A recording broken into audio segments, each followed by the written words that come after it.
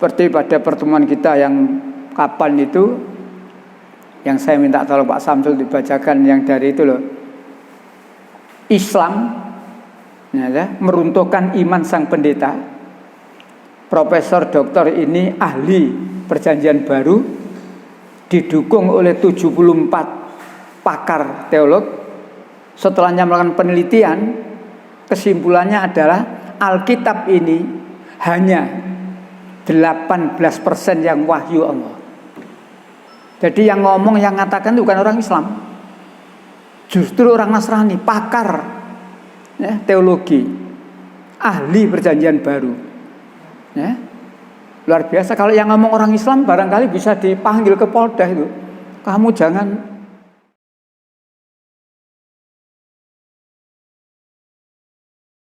Kita awali dengan baca basmalah. Bismillahirrahmanirrahim. Ibu-ibu serta bapak sekalian, seperti yang kita rencanakan pada Rabu kemarin, Rabu ini kita bicara tentang kitab suci. Bicara tentang kitab suci adalah kitab yang merupakan firman Allah yang diberikan kepada para nabi. Jadi kitab suci itu firman Allah. Peraturan-peraturan yang diberikan, yang dibuat oleh Allah, diberikan kepada nabi utusannya itu untuk diajarkan kepada masyarakat dan untuk dilaksanakan di dalam kehidupan. Iya. Nah, kitab suci ada bermacam-macam. Ya. Ada kitab suci yang merupakan wahyu dari Allah. Jadi kitab suci itu ada yang merupakan wahyu dari Allah. Itu yang diistilahkan kitab suci agama samawi. Jadi agama samawi biasanya dikelompokkan Yahudi, Nasrani, Islam. Jadi agama samawi itu biasanya kelompoknya Yahudi, Nasrani, Islam. Nah ini punya kitab suci. Kitab sucinya dari Allah, yakni Taurat, Injil, dan Al-Quran. Yang kedua, kitab suci, tapi bukan firman Allah. Yang kedua adalah kitab suci, tapi bukan firman Allah. Nah kalau bukan firman Allah apa? Merupakan kumpulan dan pengajaran dari pemimpin-pemimpin atau dari pendiri agama masing-masing. Ini biasanya kitab sucinya agama tabi'i. Agama tabi'i adalah agama yang didirikan, dibentuk begitu lantaran tabiat, keinginan manusia. Ya, tabi'i. Kalau tadi samawi, langit. Ya, itu. Agama tabi'i, misalkan saja, atau yang terang agama tabi'i itu tidak punya nabi. Ya. Jadi kalau agama samawi punya nabi. Nah kepada nabi-nabi utusan Allah inilah Allah memberi kitab. Agama tabi'i tidak punya nabi.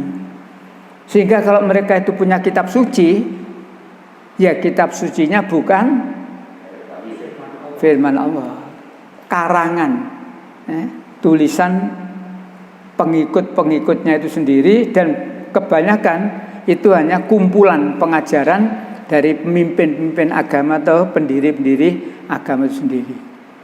Misalkan saja ada agama Buddha. Agama Buddha punya nabi bukan? Tidak punya. Agama Hindu tidak punya nabi. Agama Konghucu tidak punya nabi. Tapi mereka kok punya kitab suci? Waalaikumsalam warahmatullahi wabarakatuh. Ya, mereka kok punya kitab suci? Ya, kitab suci agama-agama yang sebut tadi itu bukan kitab suci dari Allah. Ya. Jadi kalau kita berbicara tentang kitab suci itu persyaratannya firman Allah diberikan kepada nabi utusannya itu untuk diajarkan, untuk diamalkan pada masa. Baik. Tapi ada lagi jenis lain. Nah, ini yang biasanya tidak disebutkan Ibu Bapak. Kalau tadi kitab suci dari Allah, yang satu kitab suci hanya buatan atau karangan manusia saja. Yang ketiga ini kitab suci semula dari Allah. Tapi dalam perjalanan, nah, sudah bercampur dengan ajaran manusia. Ini yang jarang disebutkan. Dan kenyataannya ini yang terjadi di agama Kristen. Semula kitab sucinya orang Kristen itu dari Allah. Baik itu Taurat, baik itu Injil, semula dari Allah. Tetapi dalam perjalanan, Taurat dan Injil yang sudah dijadikan satu namanya Alkitab ini tidak lagi 100% wahyu Allah. Di dalamnya sudah banyak bercampur dengan ajaran manusia. Khususnya surat Paulus yang jumlahnya 14 surat itu.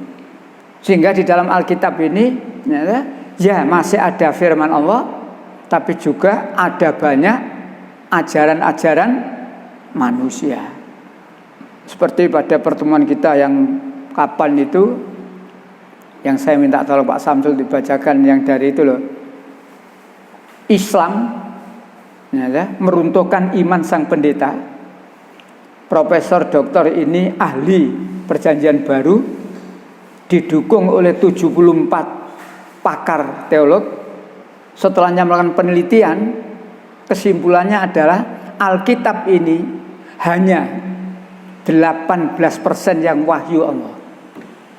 Jadi yang ngomong, yang ngatakan itu bukan orang Islam, justru orang Nasrani, pakar teologi, ahli perjanjian baru. Ya, luar biasa. Kalau yang ngomong orang Islam barangkali bisa dipanggil ke Polda itu. Kamu jangan membuat macam-macam, kacau ya. Nah, itulah keadaannya. Jadi kitab suci 100% wahyu Allah. Kitab suci 100% buatan manusia. Dan kitab suci yang asalnya firman Allah dalam perjalanannya bercampur dengan ajaran manusia. Nah,